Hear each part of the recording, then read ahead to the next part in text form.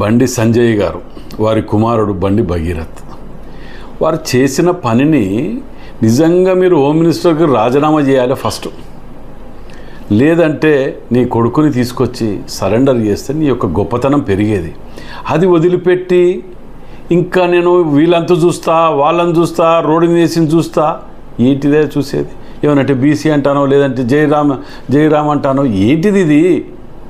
అంటే మీ పార్టీలో, మీ బీజేపీలో ఎప్పుడు ఏది చేసినా జై శ్రీరామ్ అంటే అన్ని పోతాయా? ఏంటిది మీ ఉద్దేశం? ఏంటిది? ఇదో అలవాటు దొబ్బిర్రా? మీ ప్రభుత్వం, మీ బీజేపీలో కానీ ఎప్పుడు కానీ ఎవడు ఏం చేసింది ఉండదు, పీకేది ఉండదు, ఊరుకుంటా కూర్చుంటారు ఇట్లా. ఇదేనా మీ సిద్ధాంతం? ఇప్పుడు దీని గురించి జై శ్రీరామ్కి ఏమైనా సంబంధం ఉన్నదా? ఈ యొక్క పంచాయతీకు బీసీకి ఏమైనా సంబంధం ఉన్నదా?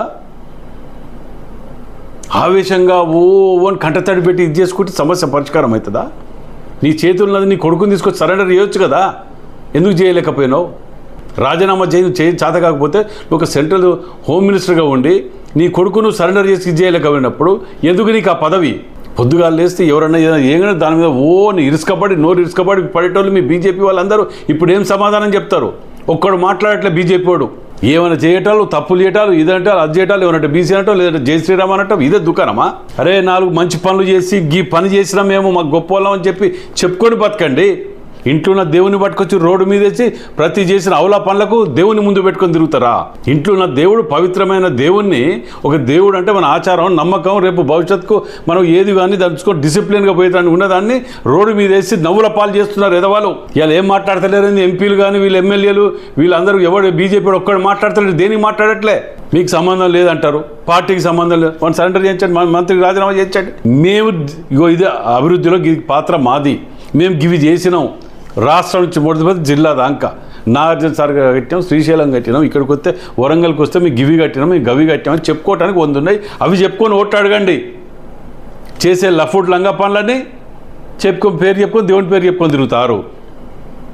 మిమ్మల్ని నమ్మేది రోజులు పోయినాయి. మీకు ఈ పద్ధతులు మార్చుకోండి. నోరు నెత్తిన పెట్టుకొని బతితే అన్నట్టు మాట్లాడుకుంటూ బతితే ఇదొకటి అవుతుందేమో అనుకుంటారు.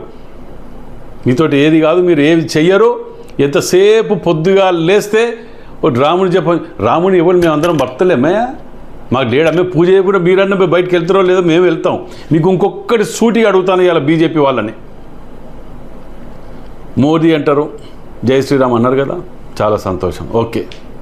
కానీ మీరు తెలంగాణలో ఒక దేవస్థానానికి సెంట్రల్ గవర్నమెంట్కి తెచ్చిన పైసేదని ఉంటే చెప్పండి అయ్యా. మేము ఇప్పటికి కూడా బీజేపీ వాళ్ళకి చెప్తున్నా, మీ పద్ధతి మార్చుకోండి.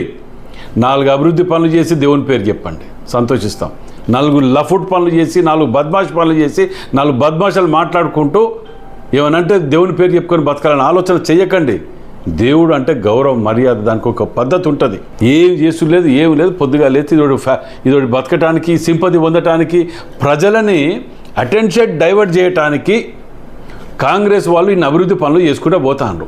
మేము తట్టుకోలేకపోతాను.